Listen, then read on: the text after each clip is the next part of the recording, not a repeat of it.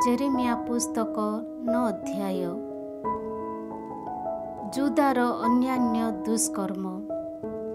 मोर मस्तक भला एक जलकुंभ ओ मोर चक्षु भला लोतकर एक निर्झर होइथांता। ताहेले मोर सृजन मानक कन्यार निहित व्यक्ति मानक स्मरण रे मु दिवारात्र विलाप करिथांती।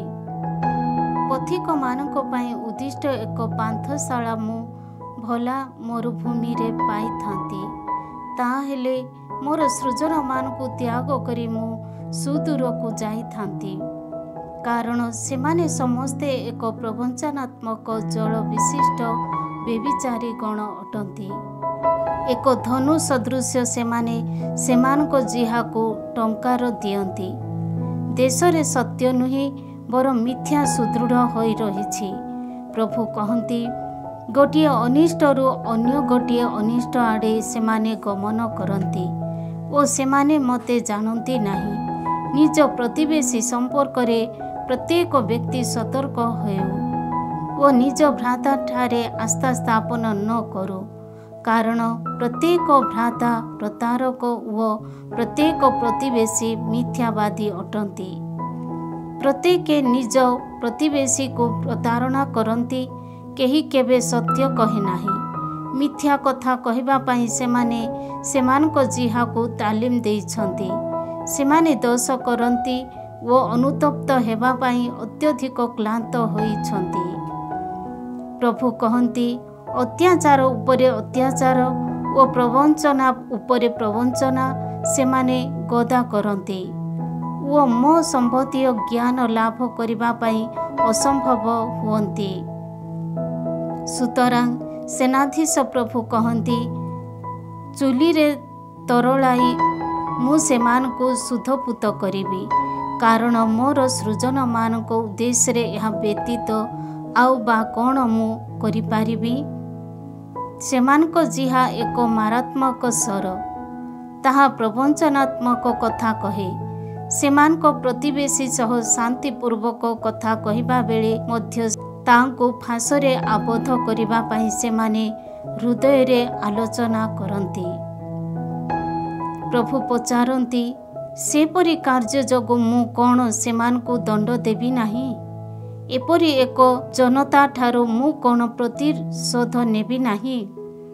पर्वत सकल संबोधरे विलाप तथा क्रंदन कर। मरु प्रांतरस्थ चारण भूमि संपर्क रे रोदन कर। केही केबे जेपरि अतिक्रम करि न पारे ताहा सेहीपरि विजन होइछि।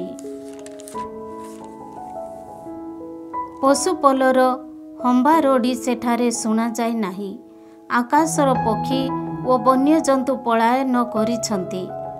जेरुसालेम को एक ध्वंसस्तूप ओ श्रृगाल मानक एक गहर रे मु परिणत करिबी ओ जुदार नगरी सकल को निवासहीन करिबी। एहा बुझिबा पई एपरि एक विज्ञ व्यक्ति किए अछि? एहा घोषणा करिबा पई प्रभुंकर मुख काहा सहित कथा कहि अछि? केही जेपरि अतिक्रम करि न पारे सेथि सकाशे देश काहेकि विनष्ट होई मरु प्रांतर सदृश विजन होई रहिछि। प्रभु कहंती, सेमानक पाई जे विधान मु जारी कली सेमाने ताहा उपेक्षा करिछंती। सेमाने मोर वचनर अनुगत हेले नाही किंबा तदनुजाई विचरण कले नाही, बरं सेमानकर पितृपुरुष मानक शिक्षार अनुसरण करी सेमाने अनमन्यता पूर्वक सेमानक इच्छानुजाई बालदेव मानकर पश्चात गमन कले। सुतरां सेनाधीश प्रभु इस्राएल ईश्वर कहंती, एही जनता को निम्ब वृक्षर फल मु आप्यायित करिबी। सेमानकु विषाक्त जल पान कराइबी। सेमानक किंबा सेमानक पितृपुरुष मानक प्रति अज्ञ जाति सकल मध्यरे मु सेमानकु विक्षिप्त करिबी। जे पर्यंत सेमाने संपूर्ण भावरे विनाश न होइछंती से पर्यंत खड्ग जेपरि सेमानक पश्चात बन करे सेथिपाई मु सुजोग देबी। सेनाधीश प्रभु कहंती, आलोचना कर ଓ ବିଳାପକାରିଣୀ ନାରୀମାନଙ୍କୁ ଆସିବା ପାଇଁ କୁହ। ନିପୁଣା ନାରୀମାନଙ୍କୁ ଘେନି ଆସିବା ପାଇଁ ଲୋକ ପଠାଅ। ଅତି ଶୀଘ୍ର ଆସି ସେମାନେ ଆମ ନିମନ୍ତେ ବିଳାପ କରନ୍ତୁ। ଆମର ଚକ୍ଷୁ ସେହିପରି ଅଶ୍ରୁରେ ଭରି ହେଉ ଓ ଆମର ଚକ୍ଷୁ ପତା ଲୁହରେ ଉଲ୍ଲସିତ ହେଉ। କାରଣ ସିୟନରୁ ଏକ ବିଳାପ ସ୍ୱର ମୁଖରିତ ହୁଏ। ଆମେ କିଭଳି ବିନାଶଗ୍ରସ୍ତ, ଆମେ ଅତ୍ୟଧିକ ଲଜ୍ଜିତ, ଆମେ ଦେଶକୁ ଉପେକ୍ଷା କରିଅଛୁ ଓ ସେମାନେ ଆମର ବସତି ସ୍ଥାନମାନଙ୍କୁ ଭୂପତିତ କରିଛନ୍ତି। ହେ ନାରୀମାନେ, ପ୍ରଭୁଙ୍କର ବଚନ ଶୁଣ। ତୁମ୍ଭମାନଙ୍କର କାନ ତାହାଙ୍କର ମୁଖ ନିଃସୃତ ବାକ୍ୟ ପ୍ରତି ମନୋଯୋଗୀ ହେଉ। ନିଜ ନିଜର କନ୍ୟାମାନଙ୍କୁ ତୁମେମାନେ ଏକ ବିଳାପ ଗୀତି ଶିକ୍ଷା ଦିଅ ଓ ସମସ୍ତେ ସମସ୍ତଙ୍କ ପ୍ରତିବେଶିନୀଙ୍କୁ ଏକ ସମାଧି ସଙ୍ଗୀତ ଅଭ୍ୟସ୍ତ କରନ୍ତୁ। କାରଣ ମୃତ୍ୟୁ ଝରକା ଦେଇ ପଶିଅଛି, ତାହା ଅଟ୍ଟାଳିକା ମଧ୍ୟରେ ପ୍ରବେଶ କରିଅଛି। ରାସ୍ତା ଗୁଡ଼ିକରେ ପିଲାମାନେ ଓ ଛକ ସ୍ଥାନ ଗୁଡ଼ିକରେ ଯୁବକମାନେ ମୃତ୍ୟୁ ମୁଖରେ ପଡ଼ନ୍ତି। କୁହ, ପ୍ରଭୁ କହନ୍ତି, ମଣିଷମାନଙ୍କର ମୃତ୍ୟୁ ଶରୀର ଖୋଲା ସ୍ଥାନରେ ପଡ଼ି ରହିଥିବା ଗୋବର ସଦୃଶ୍ୟ ଓ କଟାଳି ହସ୍ତରୁ ପଡ଼ି ରହିଥିବା କେଣ୍ଡା ସଦୃଶ୍ୟ ନିପତିତ ହେବ। କେହି ହେଲେ ସେଗୁଡ଼ିକ ଏକତ୍ରିତ କରିବ ନାହିଁ। ପ୍ରଭୁ କହନ୍ତି, ବିଜ୍ଞ ବ୍ୟକ୍ତି ତାହାର ଜ୍ଞାନ ସମ୍ବନ୍ଧରେ ଅଳଙ୍କୃତ ନ ହେଉ। ଶକ୍ତିଶାଳୀ ତାହାର ଶକ୍ତି ସମ୍ପର୍କରେ ଅଭିମାନ ପୋଷଣ ନ କରୁ ଓ ଧନଶାଳୀ ତାହାର ସମ୍ବନ୍ଧରେ ଦର୍ପ ନ କରୁ। କିନ୍ତୁ ଯିଏ ଅଭିମାନ ପୋଷଣ କରେ, ସେ ଏହିପରି ଭାବେ ମୋ ସମ୍ବନ୍ଧୀୟ ପରିଜ୍ଞାନ ସମ୍ପର୍କର ଅଭିମାନ ପୋଷଣ କରୁ। ଯିଏ ପୃଥିବୀରେ ନିରନ୍ତର ସ୍ନେହ, ନୀତିନିଷ୍ଠା ତଥା ନ୍ୟାୟପରାୟଣତା ପାଳନ କରିଛି, ସେହି ପ୍ରଭୁ ଅଟନ୍ତି ମୁଁ। ପ୍ରଭୁ କହନ୍ତି, ଏ ସମସ୍ତ ବିଷୟରେ ମୁଁ ଆନନ୍ଦିତ। ପ୍ରଭୁ କହନ୍ତି, ପରିଚ୍ଛେଦିତ ହୋଇଥିବା ସତ୍ତ୍ୱେ ଯେଉଁମାନେ ଅପରିଚ୍ଛେଦିତ ସଦୃଶ୍ୟ, ସେମାନଙ୍କୁ ଦଣ୍ଡ ଦେବା ପାଇଁ ନିରୂପିତ ସମୟ ଆସୁଅଛି। ଇଜିପ୍ଟ, ଜୁଦା, ଏଦୋମ, ଆମୋନୀୟ, ମୋଆବୀୟ, ମରୁଭୂମିବାସୀ, କେଶ, କୋଣ, କଟାଳିମାନେ ପ୍ରଭୃତି ସମସ୍ତେ ଅପରିଚ୍ଛେଦିତ ଜାତି। ସମଗ୍ର ଇସ୍ରାଏଲର ଗୃହ ମଧ୍ୟ ହୃଦୟରେ ଅପରିଚ୍ଛେଦିତ ଏକ ଜନତା ଅଟନ୍ତି। 10 ଅଧ୍ୟାୟ। ପ୍ରତିମୂର୍ତ୍ତି ଓ ସତ୍ୟ ଈଶ୍ୱର। ହେ ଇସ୍ରାଏଲ ଗୃହ, ପ୍ରଭୁ ତୁମକୁ ଯେଉଁ ବଚନ କହନ୍ତି ତାହା ଶୁଣ। ପ୍ରଭୁ କହନ୍ତି, ତୁମେମାନେ ଜାତି ସକଳ ମାର୍ଗର ଅନୁଗାମୀ ହୁଅ ନାହିଁ, କିମ୍ବା ଆକାଶମଣ୍ଡଳର ଦୁଷ୍ଟ ନିଦର୍ଶନ ସବୁ ଦେଖି ତୁମେମାନେ ଚମତ୍କୃତ ହୁଅ ନାହିଁ। କେବଳ ଜାତିଗଣ ସେ ସମସ୍ତ ଦେଖି ଚମତ୍କୃତ ହୁଅନ୍ତି। ସେହି ଜାତିଗଣର ଅଭ୍ୟାସ ସବୁ କପଟ ଅଟେ। ଅରଣ୍ୟରୁ ଗୋଟିଏ ବୃକ୍ଷ କଟାଯାଏ ଓ ଶିଳ୍ପୀ ତାହାର କୁରାଢ଼ୀକୁ ବ୍ୟବହାର କରି ପରିଶ୍ରମ କରେ। ଲୋକେ ତାହାକୁ ରୌପ୍ୟ ତଥା ସ୍ୱର୍ଣ୍ଣରେ ଆଚ୍ଛାଦନ କରନ୍ତି। ପଡ଼ିଯାଇ ବିଧ୍ୱସ୍ତ ନ ହେବା ସକାଶେ ସେମାନେ ତାହାକୁ ହାତୁଡ଼ି ତଥା କଣ୍ଟାରେ ସଂଲଗ୍ନ କରନ୍ତି। ସେମାନଙ୍କର ପ୍ରତିମୂର୍ତ୍ତି ସବୁ କାକୁଡ଼ି କ୍ଷେତର ପକ୍ଷୀ ହରଡ଼ା ସଦୃଶ୍ୟ। ସେମାନେ କଥା କହିପାରୁନାହାନ୍ତି, ସେମାନେ ଚାଲନ୍ତି ନାହିଁ। ସେମାନଙ୍କୁ ବୁହାଯିବା ଆବଶ୍ୟକ। ସେମାନଙ୍କ ପ୍ରତି ଭୀତ ହୁଅ ନାହିଁ। ସେମାନେ କୌଣସି ଅମଙ୍ଗଳ କରିପାରନ୍ତି ନାହିଁ ଓ ସେହିପରି କୌଣସି ମଙ୍ଗଳ ମଧ୍ୟ ସମ୍ପାଦନ କରିପାରନ୍ତି ନାହିଁ। ହେ ପ୍ରଭୁ, ତୁମ ସଦୃଶ୍ୟ କେହି ନାହିଁ। ତୁମେ ମହାନ ଓ ପରାକ୍ରମରେ ତୁମର ନାମର ଗୌରବପୂର୍ଣ୍ଣ। ଜାତି ସକଳର ହେ ରାଜା, ତୁମ ପ୍ରତି କିଏ ଭୟଭକ୍ତି ପ୍ରଦର୍ଶନ କରିବ? କାରଣ ସେଥିପାଇଁ ତୁମେ ଯୋଗ୍ୟ। ଜନତା ମଧ୍ୟବର୍ତ୍ତୀ ସମସ୍ତ ବିଜ୍ଞ ବ୍ୟକ୍ତି ଓ ସେମାନଙ୍କ ରାଜ୍ୟ ସମୂହ ମଧ୍ୟରେ ତୁମ ସଦୃଶ୍ୟ କେହି ନାହିଁ। ସେମାନେ ସମସ୍ତେ ମୃଢ଼ ଓ ନିର୍ବୋଧ। ପ୍ରତିମୂର୍ତ୍ତି ସମୂହ ଦ୍ୱାରା ପ୍ରଦତ୍ତ ଶିକ୍ଷା ପରିଜ୍ଞାନହୀନ।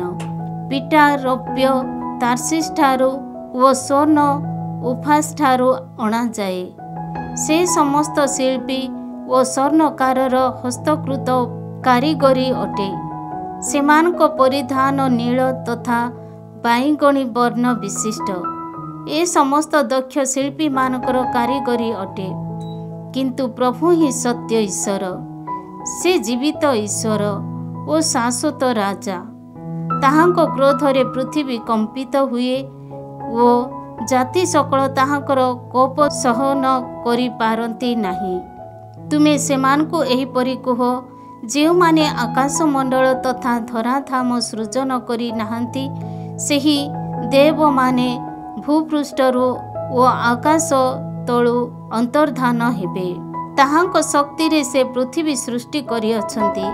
ତାହାଙ୍କ ପ୍ରଜ୍ଞାରେ ସେ ସଂସାର ସ୍ଥାପନ କରିଅଛନ୍ତି ଓ ତାହାଙ୍କ ପରିଜ୍ଞାନରେ ସେ ଆକାଶମଣ୍ଡଳ ବ୍ୟକ୍ତ କରିଅଛନ୍ତି।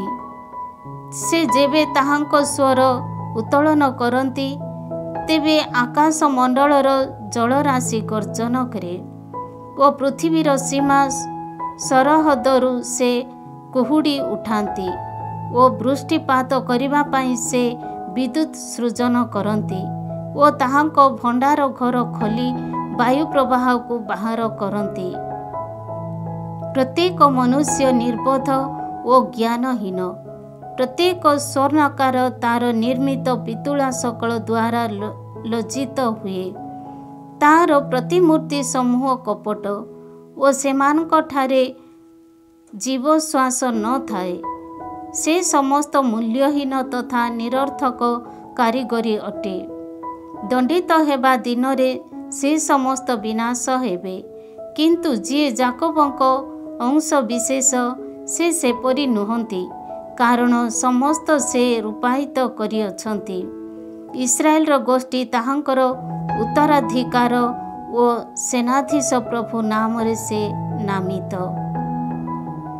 ଆଗାମୀ ନିର୍ବାସନ।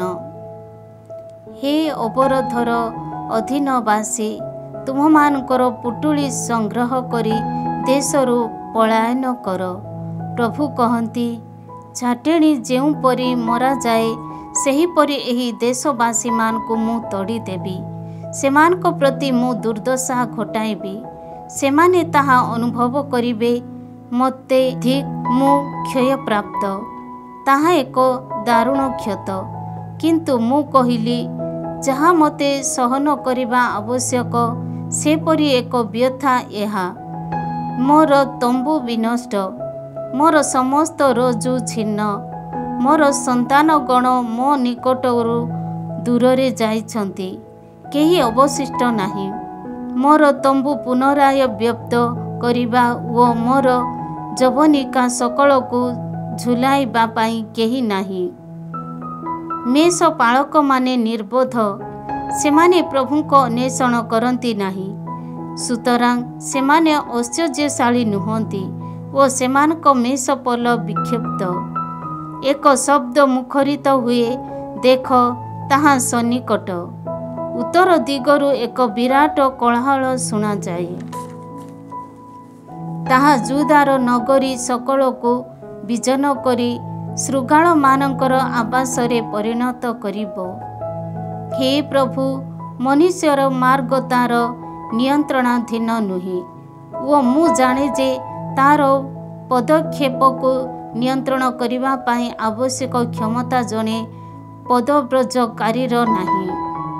ହେ ପ୍ରଭୁ, ନୀତିନିଷ୍ଠ ଭାବେ ମୋତେ ସଂଶୋଧନ କର, କିନ୍ତୁ କୋପରେ ତାହା କର ନାହିଁ। କାଳେ ତୁମେ ମୋତେ ନିଶ୍ଚିହ୍ନ କରିପାର। ଯେଉଁମାନେ ତୁମକୁ ଜାଣନ୍ତି ନାହିଁ ଓ ତୁମ ନାମ ଡାକି ନିବେଦନ କରନ୍ତି ନାହିଁ, ସେମାନଙ୍କ ଉପରେ ତୁମେ କ୍ରୋଧ ଢାଳି ଦିଅ। କାରଣ ସେମାନେ ଯାକୋବଙ୍କୁ ଗ୍ରାସ କରିଛନ୍ତି।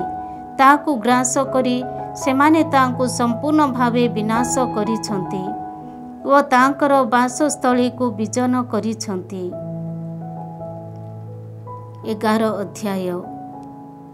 ବ୍ୟବସ୍ଥା ବିଧାନର ପାଳନ। ପ୍ରଭୁଙ୍କ ଠାରୁ ଜେରେମିୟାଙ୍କ ପ୍ରତି ଏହି ବଚନ କଥିତ ହେଲା। ଏହି ବ୍ୟବସ୍ଥା ବିଧାନର ବଚନ ଶୁଣ। ଏହା ଜୁଦା ଓ ଜେରୁସାଲେମବାସୀଙ୍କୁ ଜଣାଅ। ତୁମେ ସେମାନଙ୍କୁ କୁହ, ପ୍ରଭୁ ଇସ୍ରାଏଲର ଈଶ୍ୱର ଏହିପରି କହନ୍ତି, ଏହି ବ୍ୟବସ୍ଥା ବିଧାନର ବଚନ ଯିଏ ଶୁଣେ ନାହିଁ ସେ ଅଭିଶପ୍ତ ହେଉ। ଇଜିପ୍ଟରୁ ଲୌହ ଚୁଲିରୁ ତୁମ ପିତୃପୁରୁଷମାନଙ୍କୁ ମୁଁ ଯେବେ ବାହାର କରି ଆଣିଲି, ସେ ସମୟରେ ସେମାନଙ୍କ ସହିତ ମୁଁ ଯେଉଁ ବ୍ୟବସ୍ଥା ବିଧାନ ସ୍ଥାପନ କଲି ତାହା ଏହା। ସେ ସମୟରେ ମୁଁ ସେମାନଙ୍କୁ କହିଲି, ତୁମେମାନେ ମୋର ବଚନ ଶୁଣ, ମୋ ଦ୍ୱାରା ଆଦିଷ୍ଟ ସମସ୍ତ କାର୍ଯ୍ୟ କର। ତାହେଲେ ତୁମେମାନେ ମୋର ସୃଜନ ହେବ ଓ ମୁଁ ତୁମମାନଙ୍କର ଈଶ୍ୱର ହେବି। ଆଜି ଯେପରି ତୁମମାନଙ୍କୁ ପ୍ରାପ୍ତ, ସେହିପରି ତୁମ ପିତୃପୁରୁଷମାନଙ୍କ ନିକଟରେ ଶପଥ କରିଥିଲି ଯେ ଦୁଗ୍ଧ ତଥା ମଧୁ ପ୍ରବାହିତ ଏହି ଦେଶ ମୁଁ ପ୍ରଦାନ କରିବି, ତାହା ମୁଁ ନିର୍ବାହ କରିବି। ସେ ସମୟରେ ମୁଁ ପ୍ରତ୍ୟୁତ୍ତର ଦେଲି, ହେ ପ୍ରଭୁ, ତାହା ସେହିପରି ହେଉ।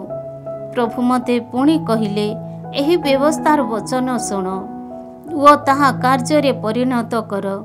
ଜୁଦାର ସମସ୍ତ ନଗରୀ ତଥା ଜେରୁସାଲେମର ରାସ୍ତାଗୁଡ଼ିକରେ ଏହା ଘୋଷଣା କର, ମୁଁ ଯେବେ ତୁମ ପିତୃପୁରୁଷମାନଙ୍କୁ ଇଜିପ୍ଟରୁ ବାହାର କଲି, ସେହିଦିନ ଠାରୁ ଏପର୍ଯ୍ୟନ୍ତ ସତର୍କ କରାଇ ମୁଁ ସେମାନଙ୍କୁ କହିଲି, ମୋର ବଚନର ଅନୁଗତ ହୁଅ। କିନ୍ତୁ ସେମାନେ ଅନୁଗତ ହେଲେ ନାହିଁ କିମ୍ବା ତାହା ଶୁଣିଲେ ନାହିଁ, ବରଂ ସେ ସମସ୍ତ ସେମାନଙ୍କ ଦୁଷ୍ଟ ହୃଦୟର ଅନମନୀୟତା ଅନୁସାରେ ବିଚରଣ କଲେ। ସୁତରାଂ ଏହି ବ୍ୟବସ୍ଥା ବିଧାନର ବାକ୍ୟ ସକଳକୁ ମୁଁ ସେମାନଙ୍କୁ ଜଣାଇଲି। ସେ ସମସ୍ତ କାର୍ଯ୍ୟରେ ପରିଣତ କରିବାକୁ ଆଦେଶ ଦେଲି, କିନ୍ତୁ ସେମାନେ ତାହା ପାଳନ କଲେ ନାହିଁ।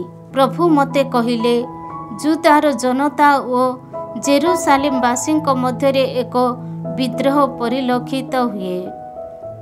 ମୋର ବଚନ ଶୁଣିବା ପାଇଁ ଯେଉଁମାନେ ଅସମ୍ମତି ପ୍ରକାଶ କରିଥିଲେ, ସେହି ପିତୃପୁରୁଷମାନଙ୍କ ଦୋଷଗୁଡ଼ିକ ଆଡ଼େ ସେମାନେ ଫେରି ଯାଇଛନ୍ତି। ଅନ୍ୟ ଦେବମାନଙ୍କ ପଶ୍ଚାତ୍ ଗମନ କରି ସେମାନେ ସେମାନଙ୍କୁ ଉପାସନା କରନ୍ତି। ସେମାନଙ୍କ ପିତୃପୁରୁଷମାନଙ୍କ ସହ ସାଲିସ କରାଯାଇଥିବା ବ୍ୟବସ୍ଥା ବିଧାନକୁ ସେମାନେ ଲଙ୍ଘନ କରିଛନ୍ତି। ସୁତରାଂ ପ୍ରଭୁ କହନ୍ତି, ସେମାନଙ୍କ ଉଦ୍ଦେଶ୍ୟରେ ମୁଁ ଅନିଷ୍ଟ ଘଟାଇବି। ସେମାନେ ସେଥିରୁ ମୁକ୍ତ ହୋଇପାରିବେ ନାହିଁ। ଯଦିଓ ସେମାନେ ମୋ ସନ୍ନିଧାନରେ କ୍ରନ୍ଦନ କରନ୍ତି, ତଥାପି ମୁଁ ସେମାନଙ୍କୁ ଶୁଣିବି ନାହିଁ। ସେ ସମୟରେ ଜୁଦାର ନଗରୀ ସକଳ ଓ ଜେରୁସାଲେମବାସୀମାନେ ଯାଇ ଯେଉଁ ଦେବମାନଙ୍କ ପ୍ରତି ଧୂପାର୍ଚ୍ଚନା କରିଥିଲେ, ସେମାନଙ୍କ ସମ୍ମୁଖରେ କ୍ରନ୍ଦନ କରିବେ। କିନ୍ତୁ ଦୁର୍ଦ୍ଦଶାରେ ସେମାନଙ୍କୁ ରକ୍ଷା କରିବା ପାଇଁ ସେମାନେ ଅସମର୍ଥ ହେବେ। ହେ ଜୁଦା, ତୁମ ନଗରୀ ସକଳର ସଂଖ୍ୟାନୁପାତ ଭାବେ ତୁମର ଦେବମାନେ ପରିବର୍ଦ୍ଧିତ ହୋଇଛନ୍ତି। ଘୃଣ୍ୟତାକୁ ଅର୍ଥାତ୍ ବାଲ୍ ଦେବ ପ୍ରତି ଧୂପାର୍ଚ୍ଚନା କରିବା ପାଇଁ ଜେରୁସାଲେମ ରାସ୍ତାଗୁଡ଼ିକର ସଂଖ୍ୟାନୁପାତ ଭାବେ ତୁମେମାନେ ଯାଗପୀଠ ପ୍ରସ୍ତୁତ କରିଅଛ। ସୁତରାଂ ଏହି ଜନତା ସକାଶେ ପ୍ରାର୍ଥନା କର ନାହିଁ କିମ୍ବା ସେମାନଙ୍କ ନିମନ୍ତେ କ୍ରନ୍ଦନ ତଥା ନିବେଦନ କର ନାହିଁ। ସେମାନଙ୍କ ଦୁର୍ଦ୍ଦଶାରେ ସେମାନେ ଯେବେ ମୋତେ ଡାକି ପ୍ରାର୍ଥନା କରିବେ, ତେବେ ମୁଁ ସେମାନଙ୍କୁ ଶୁଣିବି ନାହିଁ। ଯେହେତୁ ମୋର ପ୍ରେମିକା ଅଧମ କାର୍ଯ୍ୟ କରିଅଛି, ସେ ହେତୁ ମୋର ଗୃହରେ ତାର କି ଅଧିକାର ଅଛି? ବ୍ରତ ସକଳ କିମ୍ବା ବଳି ରୂପେ ଉତ୍ସର୍ଗିତ ମାଂସ କ'ଣ ତୁମର ବିନାଶକୁ ଦୂରେଇ ଦେଇପାରିବ? ତାହେଲେ ତୁମେ କ'ଣ ଉଲ୍ଲସିତ ହୋଇପାରିବ?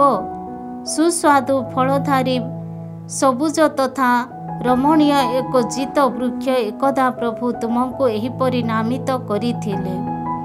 କିନ୍ତୁ ତୋଫାନର ଗର୍ଜନ ଜରିଆରେ ପ୍ରଭୁ ତାହାକୁ ଦଗ୍ଧ କରିବେ ଓ ତାହାର ଶାଖା ପ୍ରଶାଖା ଦଗ୍ଧୀଭୂତ ହେବ। ଯିଏ ତୁମକୁ ରୋପଣ କରିଥିଲେ, ସେନାଧୀଶ ପ୍ରଭୁ ତୁମର ବିନାଶ ଘୋଷଣା କରିଅଛନ୍ତି। କାରଣ ଇସ୍ରାଏଲର ଗୃହ ଓ ଜୁଦାର ଗୃହ ମନ୍ଦ କାର୍ଯ୍ୟ କରିଅଛି ଓ ବାଲ୍ ଉଦ୍ଦେଶ୍ୟରେ ଧୂପାର୍ଚ୍ଚନା କରି ମୋତେ କୁପିତ କରାଇଅଛି। ଜେରେମିୟାଙ୍କ ବିରୁଦ୍ଧରେ ଚକ୍ରାନ୍ତ। प्रभु मते यह जणाइले ओ मु यह जानिली से समय तुमे मो प्रति सेमानक दुष्कर्म बलि प्रकट कल किंतु निहित हेबा पाई कढ़ाई निया जाइथिबा एक शांत मेष शावक सदृश मु थिली।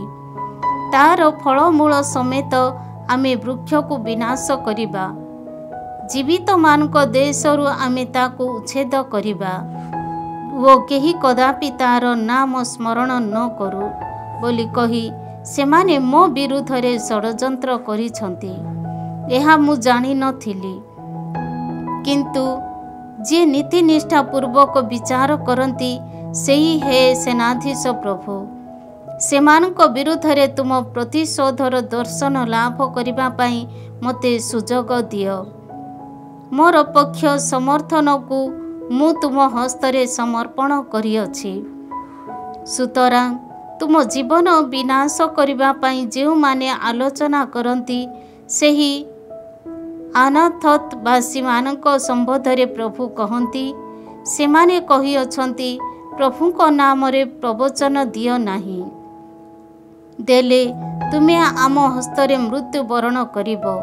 अतएव सेनाधीश प्रभु कहती मु सेमानकु दंड देबी सेमानक जुवा माने खड्गरे निहित हेबे सेमानकर पुत्र तथा कन्या माने बुभुक्ष अवस्थारे मृत्युवरण करिबे सेमानक मध्यरु केही हेले अवशिष्ट रहिबे नाही। जो वर्ष मु अनाथतवासी मानकु दंड देबी सेही वर्ष मु सेमानक विरुद्धरे अनिष्ट घटाइबी।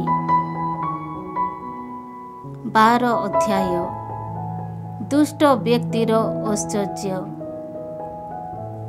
मु जेबे तुम सन्निधान रे अभियोग बाड़े तेबे हे प्रभु तुमे अट नीतिनिष्ठ तथापि तुम सम्मुखरे न्याय संबंधरे मु जुक्ति करिबी।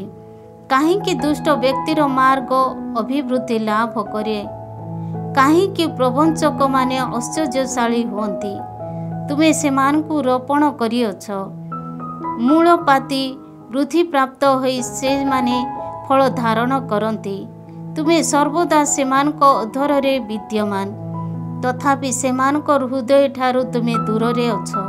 हे प्रभु तुमे मते जानुअछ देखुअछ तुमे मोर मन परीक्षा करिअछ ताहा तुम हस्तरे अछि।